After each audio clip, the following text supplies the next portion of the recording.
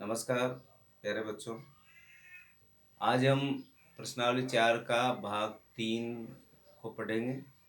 भाग 3 में वही सवाल लेंगे जो हमारे प्रश्नावली 4 के कुछ बच रहे हैं और कई बच्चों ने प्रश्न पूछे भी हैं। तो उन प्रश्नों को लेते हुए हम आज का अगला सेशन प्रारंभ करेंगे। उससे पहले आप इस चैनल को सब्सक्राइब कर दें, इसको लाइक कर दें, जिससे कि ज़्यादा से ज़्यादा वीडियो जब भी मैं इस पर शेयर करूं तो आपके मोबाइल पर आपको प्राप्त हो जाए। जैसा कि कल मैंने बच्चों से मेरा जो सेकंड जो इसका पार्ट था इस प्रश्नावली का, उसमें मैंने 2 सवालों पर चर्चा की। क्योंकि सवाल बड़े हैं और समय भी ज़्यादा लगता है और बड़ा होना भी स्वाभाविक है, क्योंकि आता ही 6 नंबर का एक सवाल है। तो बच्चों ने मुझे जो विविध प्रश्नावली है, विविध प्रश्नावली का प्रश्न नंबर 10 के बारे में बच्चों ने कहा कि आप इसको सर बताएं। तो मैंने मेरे इस वीडियो को प्रारंभ करने से पहले मैंने 10वें नंबर का सवाल आपके लिए दिया है, आप उसको अच्छे से समझें। प्रश्न नंबर 10 ये बोल रहा है कि निम्नलिखित समीकरण युग्म को आलेखित विधि से हल कीजिए। वही कार्य जो कल किया था, लेकिन इसमें थोड़ा सा अलग ये पूछ लिया कि इसकी सहायता से ए का मान ज्ञात कीजिए, जबकि 4x + 3y बराबर है। कुल मिला के बात ही है, सीधा सीधा कल के जैसा ही पूरा सवाल हल करना है। और जो हल करने के बाद में x और y का जो मान आए, वह x और y के मान को इस समीकरण में आपको रखना है। समीकरण में रखते ही a का मान आपको यहाँ पर प्राप्त हो जाएगा। इस तरह का कार्य हमको यहाँ पर करना है। अब देखिए, सबसे पहले समीकरण 1 ले रहा हूं मैं, x + 3y बराबर आ गया 6। ये समीकरण 1 था। 3y को इधर भेज दिया हमने, तो x बराबर 6 - 3y। अब यहाँ पर हम मान सोचते जाएं, रखते जाएं। यहाँ पर मैंने मान y बराबर, मैंने जैसे यहाँ पर 1 रख दें या 0 रख दो। y बराबर 0 रखने पर तो x बराबर आ गया 6 - 3 × 0, तो x बराबर आ गया आपके पास 6। अब मैंने क्या किया, y बराबर 1 रख दो। y बराबर 1 रखने पर x बराबर 6 - 3 × 1, 6 - 3 एकम 3, 6 में से 3 गए तो x का मान आ गया आपके पास कितना, 3। अब y बराबर मैंने 2 रख दिया। आप स्वतंत्र हो, आप कोई सी भी संख्या रख सकते हो। तो x बराबर आ गया 6 - 3 × 2, 6 - 3 दूना 6, तो x बराबर आ गया आपके पास 0। आपने यहाँ पर मान निकाल लिया। मान निकालने के बाद में वही अपना, तो हम ब्रैकेट्स बनाएंगे यहाँ पर, x और y का मान यहाँ पर रखेंगे। यहाँ पर आपने 3 मान निकाले हैं।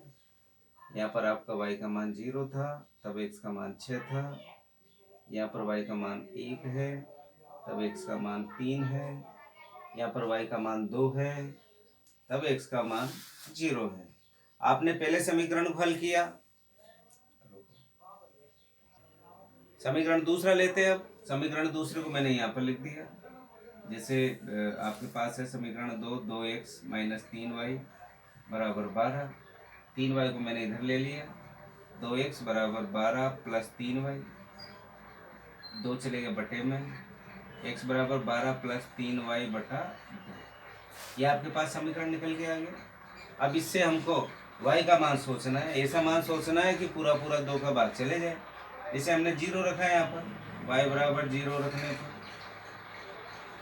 जब y बराबर 0 रखेंगे तो x बराबर 12 + 3 × 0 बटा 2।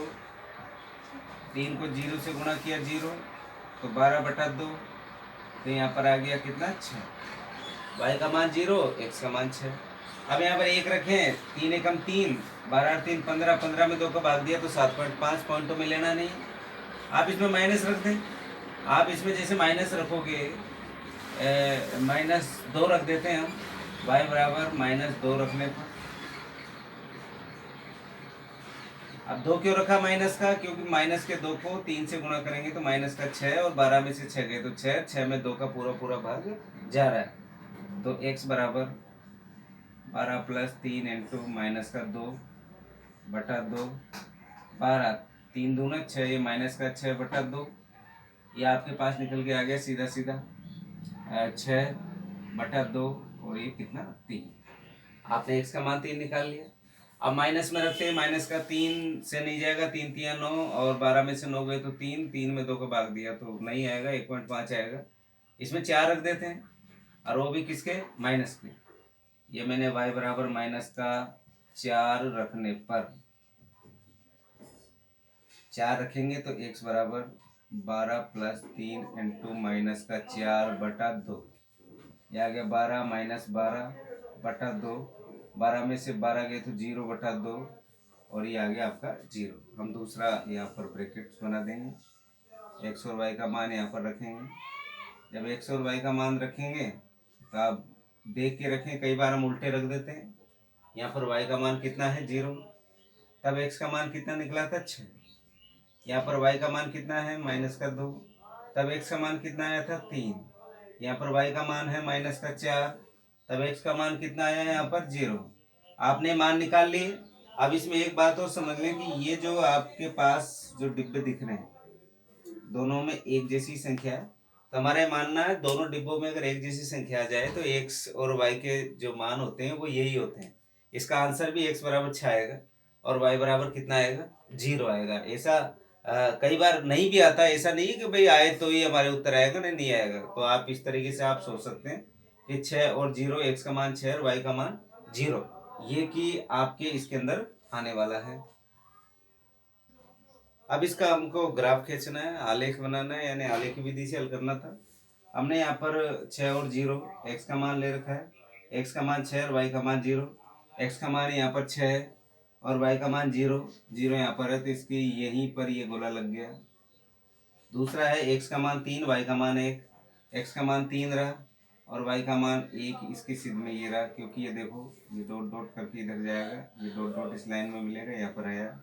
इसके बाद में x का मान 0, y का मान -2, ये 0 और 2, ये 2 आ गया।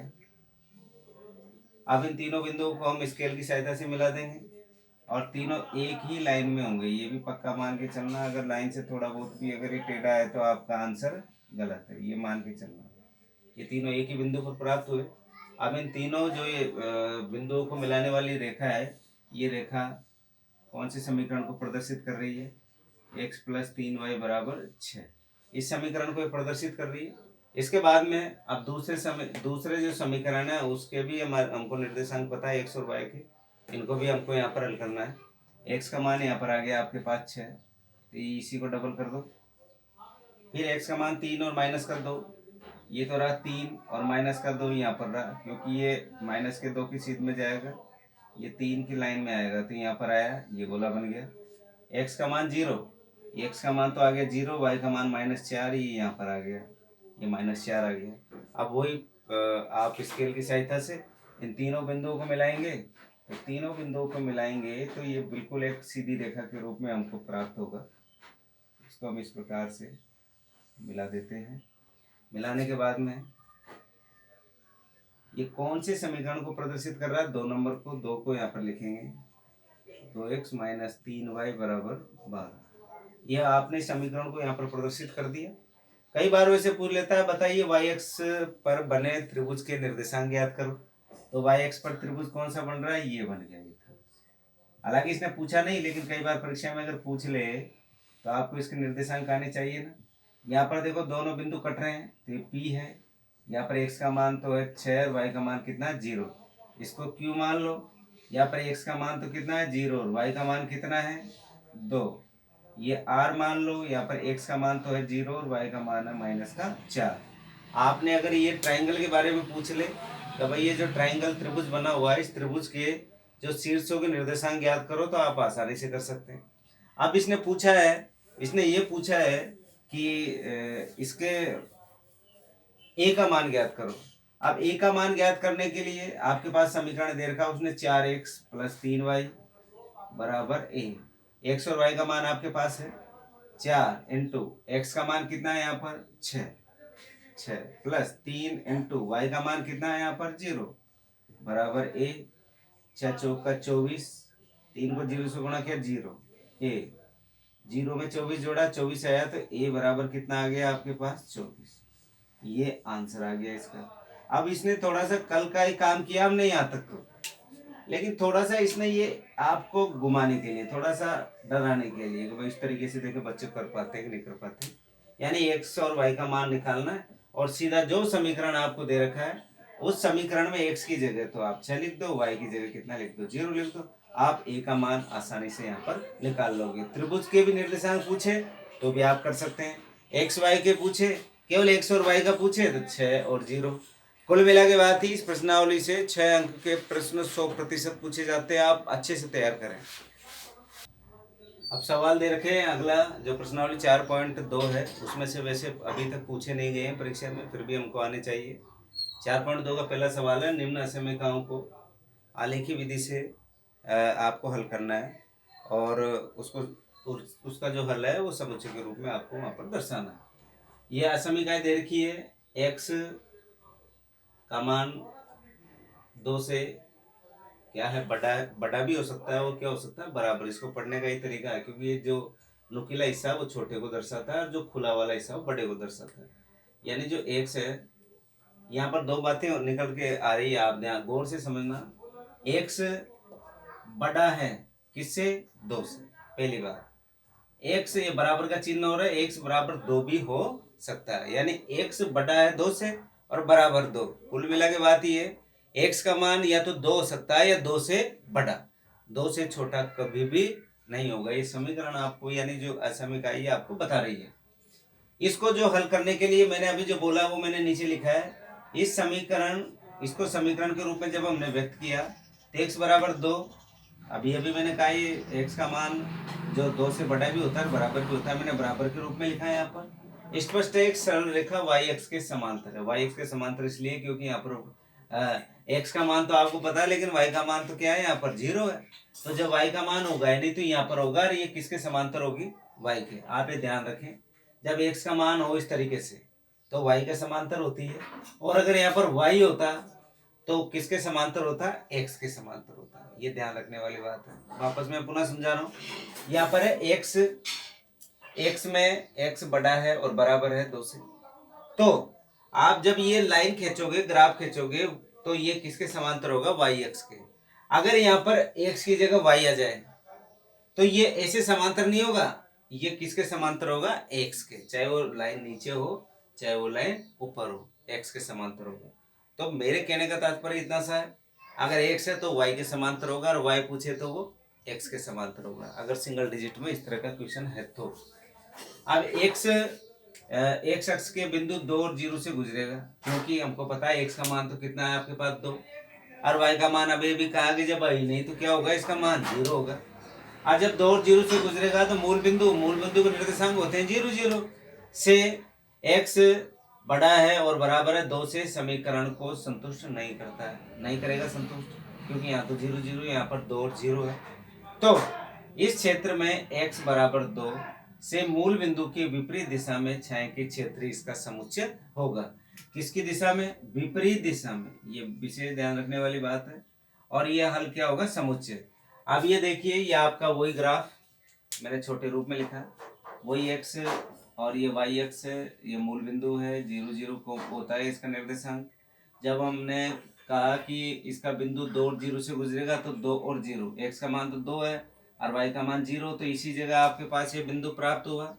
और इसी जगह बिंदु प्राप्त होने पर हमको पता है जब एक्स की वैल्यू अगर सिंगल डिजिट में दी हुई तो वो वाई एक्स के समांतर होती है। हमने इस लाइन को वाई एक्स के समांतर खींचा। चूंकि ये मूल बिंदु को सेटिस्फाइड नहीं कर रहा है ये समीकरण, यह असमीकाएं, ये जो असमीका आपको दे रखी है, समीकरण दे रखा है, वो मूल बिंदु 0 0 से सेटिस्फाइड नहीं हो रहा है, इसलिए कौन सी दिशा में होगा, अपोजिट दिशा में।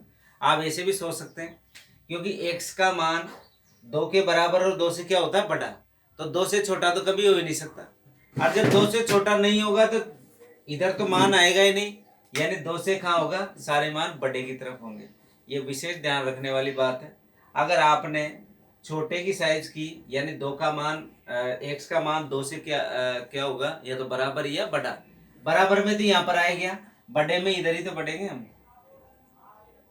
तो ये है, तो इस असमीका का सवाल है, इस तरीके से आपको करना। जैसे अगर यहाँ पर आ जाता y, ये इस तरह की कंडीशन आ जाती 2, तो आपके पास वही समीकरण ये एक्स वाला आ गया, ये एक्स डैश वाला आ गया, ये वाई वाला, ये वाई डैश वाला आ गया। ये मूल बिंदु हो गया। एक और ये दो, माइनस एक और ये माइनस का दो, ये माइनस एक माइनस दो, ये एक और ये दो। अब किसकी बात कर रहे हैं? दो वाली।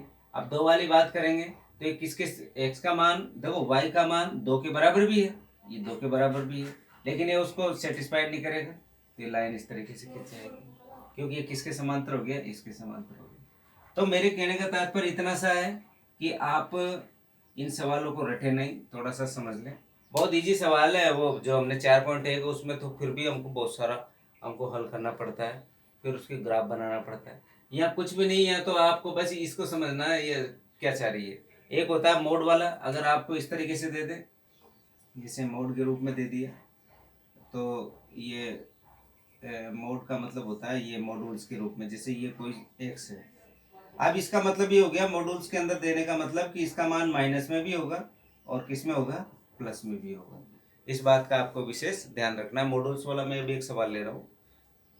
अब मॉड्यूल्स वाला जब हमने प्रश्न लिया, तो मॉड्यूल्स वाले में दे रखा है कि मॉड्यूल्स एक्स इज एक्स छोटा है 3 से और क्या है? बराबर। मॉड्यूल्स को जब हटाते हैं, तो अभी अभी मैंने आपको बताया, मॉड्यूल्स का मतलब होता है जिसका मान माइनस में भी हो प्लस में भी हो, दोनों को मिक्स रूप में हम मॉड्यूल्स के रूप में लिख सकते हैं। तो यहाँ पर मैंने इसको मॉड्यूल्स खोला, तो यहाँ पर इस x की वैल्यू जो प्रदर्शित की मैंने -3 से, यानी x का मान -3 के बराबर भी हो सकता है, और इस x का मान इस 3 के बराबर भी हो सकता है। कुल मिला के बात ये, x का मान -3 से लेकर 3 तक रहेगा। अब इसको मैंने समीकरण के रूप में यहाँ पर नीचे अलग अलग करके लिख लिया। x का मान बराबर 3, या यानी 3 से छोटा भी हो सकता है और 3 के बराबर भी हो सकता है, या x का मान इस 3 से -3 से बड़ा भी हो सकता है और बराबर भी हो सकता है। दोनों समीकरणों के रूप में लिखा। अब मैंने पहली असमीकाई ली, यानी पहला वाला जो समीकरण लिया, इसको समीकरण के रूप में बराबर के रूप में लिख लिया। x बराबर 3, क्योंकि कंडीशन है, क्योंकि x का मान 3 के बराबर भी होता है, और x का मान 3 से क्या होता है? छोटा भी होता है। मैंने यहाँ पर बराबर के रूप में लिख दिया। लिखने के बाद में रेखा x बराबर 3, क्योंकि इसको रेखा के रूप में प्राप्त करते हैं, y x के समांतर दाईं ओर खींची जाएगी। आपको पता है दाईं ओर क्यों खींची जाएगी? क्योंकि x का मान कितना है यहाँ पर 3। तो x का मान 3 का मतलब ये हो गया कि 3 से बड़ा तो है नहीं, क्योंकि बड़े और 3 से क्या है? छोटा, तो बाईं ओर होगी, अंदर की ओर होगी। इसी तरह हम समीकरण 2 को लिया मैंने। समीकरण 2 को लेंगे तो x बराबर -3, और जो रेखा x बराबर -3 वाई एक्स के समांतर बाईं ओर होगी। ये वाई एक्स के समांतर कौन सी ओर होगी? बाईं ओर होगी, इस तरफ होगी, और अभी इस तरफ होगी, बाईं ओर होगी। अतः मूल बिंदु जब आपकी 0 0, जब इस सर्व समीकरणों को क्या कर देंगे? संतुष्ट कर देंगे, और संतुष्ट करते हम कह देंगे कि ये जो क्षेत्र है x बराबर 3 और x बराबर -3 मूल बिंदु की ओर छायांकित क्षेत्र, इसका हल समुच्चय होगा। इसका मतलब ये है कि जो आपका जो ग्राफ आप खींच रहे हो, इस ग्राफ के अंदर, क्योंकि हमको पता है -3 से लेकर 3 के बीच में x का मान ना तो बाहर की तरफ जाएगा ना इधर बाहर की तरफ जाएगा।